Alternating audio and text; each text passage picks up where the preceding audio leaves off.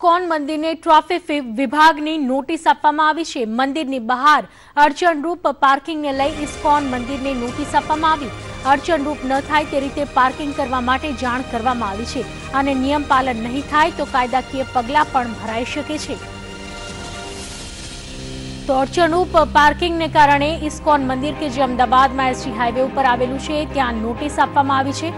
મહત્વનું છે કે પાર્કિંગની જે સમસ્યા છેલ્લા ઘણા દિવસોથી અમદાવાદવાસીઓ ભોગવી રહ્યા છે। કોઈ પણ મોલમાં જવાનું હોય, કોઈ પણ જાહેર જગ્યાએ, કોઈ મંદિરે જાણીતા જવાનું હોય, તમામ જગ્યાએ પાર્કિંગની ખૂબ જ સમસ્યા જોવા મળતી હોય છે।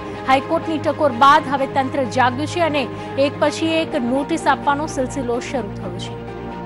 વિગતો આપશે અમારા સંવાદદાતા મયુર મેવાડા। મયુર, અમદાવાદનું જાણીતું મંદિર ઇસ્કોન મંદિર કે જ્યાં રોજ ભક્તોની અવર જવર હોય છે, પરંતુ ટ્રાફિકની જે સમસ્યા, પાર્કિંગની સમસ્યાને લઈ નોટિસ આપવામાં આવી છે। શું કહેવામાં આવ્યું છે આ નોટિસમાં?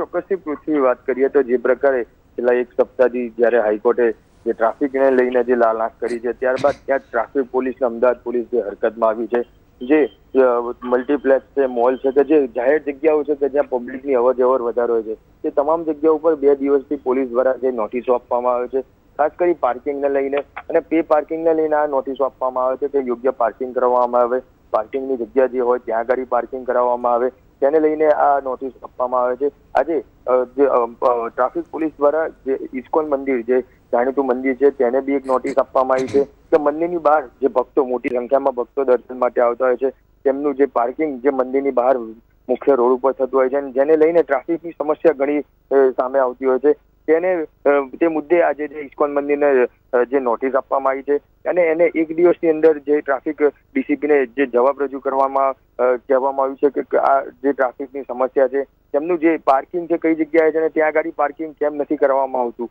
અને હવે તેની વ્યવસ્થા શું કરવામાં આવી છે, આ રીતની એક નોટિસ આપવામાં આવી છે અને તેનો લઈને આ ઇસ્કોન મંદિરને અત્યારે નોટિસ પાઠવેલી છે। જી મયુર, આપનો આભાર તમામ માહિતી બદલ।